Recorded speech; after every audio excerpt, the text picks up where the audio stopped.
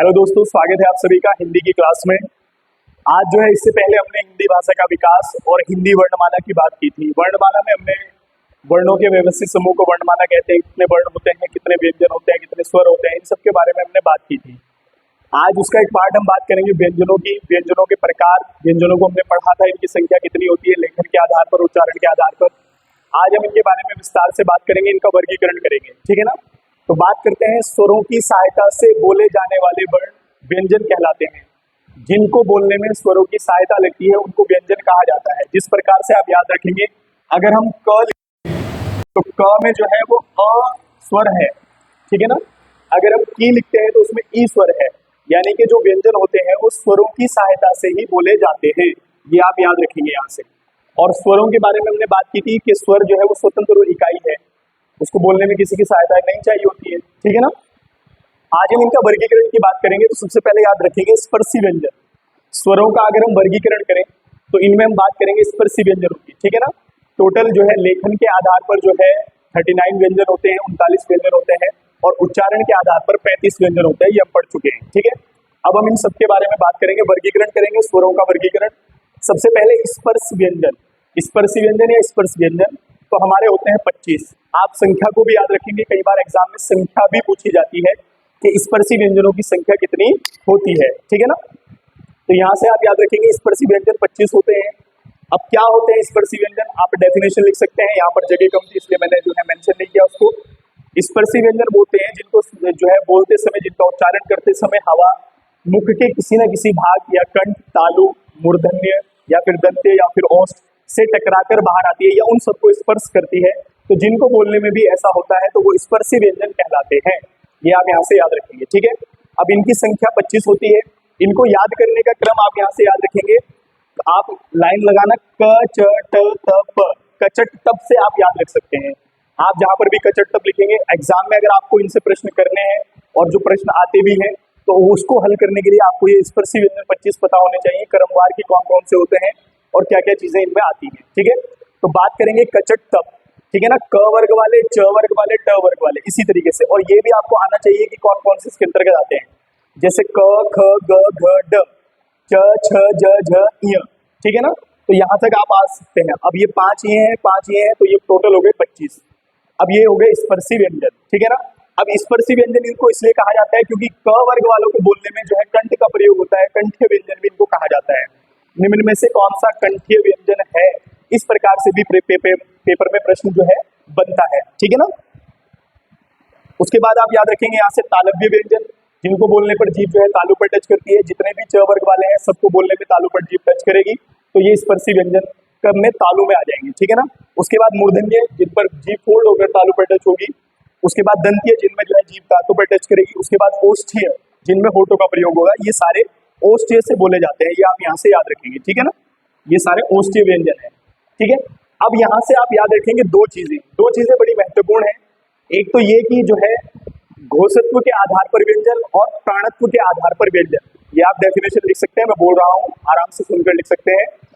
घोषत्व के आधार पर व्यंजन और प्राणत्व के आधार पर व्यंजन। घोषत्व के आधार पर व्यंजनों की बात करें तो दो प्रकार के व्यंजन होते हैं, अघोष और सघोष। सघोष को घोष भी कहा जाता है, यहाँ से आप याद रखेंगे अघोष या सघोष। तो सघोष को घोष भी बोलते हैं। अब इनमें डिफरेंस क्या है, अघोष वो है जिनको बोलने में जो है स्वर तंत्रिकाओं में कंपन नहीं होता, तो उनको अघोष कहा जाता है। हर वर्ग का पहला और दूसरा अघोष कहलाएगा। क्या कहलाएगा, पहला और दूसरा अघोष होगा। हर वर्ग का पहला और दूसरा, ये स्पर्शी व्यंजनों की बात हो रही है। अभी हम आगे की बात करेंगे, जो अगले व्यंजन आएंगे उनमें कौन से सघोष अघोष होते हैं वो भी बताएंगे। लेकिन यहाँ पे से आप याद रखेंगे कि स्पर्शी व्यंजनों की अगर हम बात करें, अघोष वो जिनको बोलते समय स्वर तंत्रिकाओं में कोई भी कंपन नहीं होता, वो अघोष व्यंजन कहलाते हैं। हर वर्ग का पहला और दूसरा, आप परिभाषा भी लिख सकते हैं, ठीक है।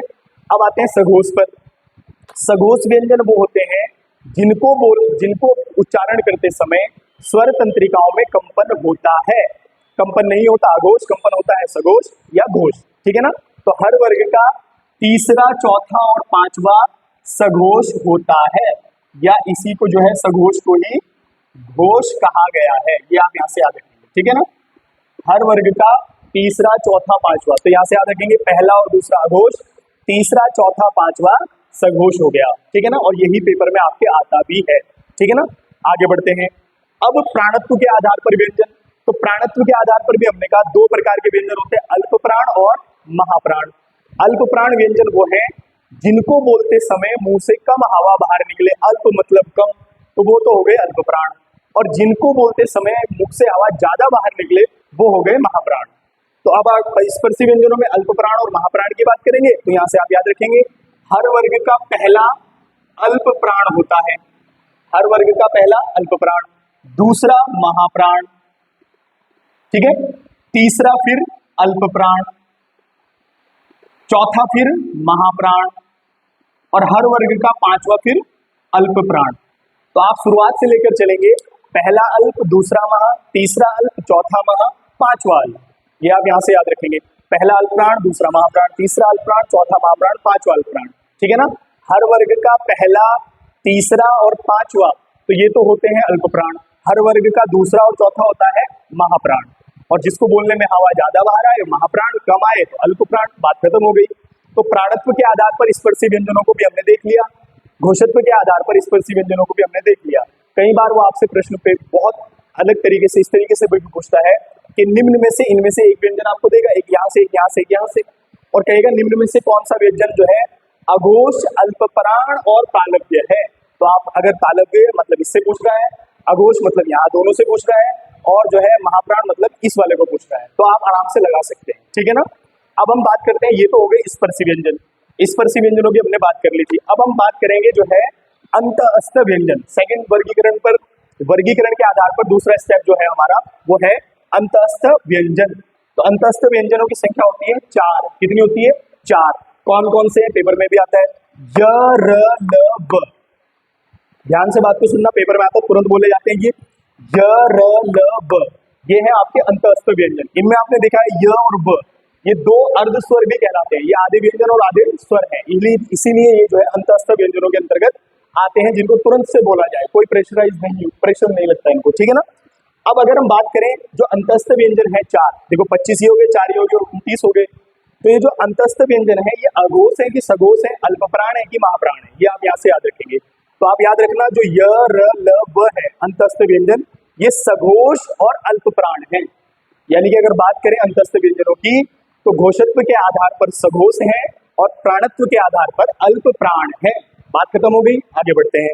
तीसरा वर्गीकरण है ऊष्मीय संघर्षी व्यंजन, जिनका उच्चारण करते समय गर्म हवा मुंह से बाहर आए, संघर्ष हो, तो संघर्षी या ऊष्मीय व्यंजन इनको कहा जाता है। ये भी हमारे 4 होते हैं। कितने होते हैं? 4 होते हैं, ठीक है। नंबर 1 पर श, नंबर 2 पर स, नंबर 3 पर श, नंबर 4 पर ह। तीनों स इसके अंतर्गत आएंगे और चौथा इसके अंतर्गत जो है वो ह आ जाएगा। तो ये हो जाएंगे हमारे ऊष्मीय संघर्षी व्यंजन। अब वही कहानी कि घोषत्व के आधार पर किस प्रकार है और अघोष के आधार पर है, या अल्पप्राण है या महाप्राण है। तो आप यहाँ से याद रखेंगे, ध्यान से यही चीज याद रखने वाली है। अगर हम तीनों स और स की बात करें, तीनों स की बात करें, तो ये अघोष और महाप्राण होते हैं। क्या होते हैं? अघोष और महाप्राण, तीनों स। और अगर हम ह की बात करें तो ये सघोष और महाप्राण होता है, ठीक है ना। सघोष, ध्यान से बात को सुनना, महाप्राण सारे होते हैं, लेकिन अघोष और सघोष में अघोष जो है वो स होते हैं और ह जो है वो सघोष में अंतर्गत आता है, ठीक है ना। आगे बढ़ते हैं, अगला स्टेप 4, चौथा वर्गीकरण है उच्छिप्त या द्विगुण व्यंजन। यहाँ से आप याद रखेंगे, कई बार इनका नाम जो है, कई बार इनको जो है द्विगुण व्यंजन कहता है और कई बार इनको जो है उच्छिप्त व्यंजन कहता है। तो द्विगुण व्यंजन, उच्छिप्त व्यंजन या ताड़न जात व्यंजन भी इनको कहा जाता है। तो ये होते हैं 2, ड और ढ। यहाँ से आप याद रखेंगे ड और ढ। इसीलिए जब जो है उच्चारण के आधार पर हम व्यंजनों को जोड़ते हैं, तो ड और ढ के जुड़ने से व्यंजन 35 हो जाते हैं उच्चारण के आधार पर। अन्यथा मूल व्यंजनों की संख्या 33 होती है, ठीक है ना, और लेखन के आधार पर 39 हो जाते हैं, ठीक है ना।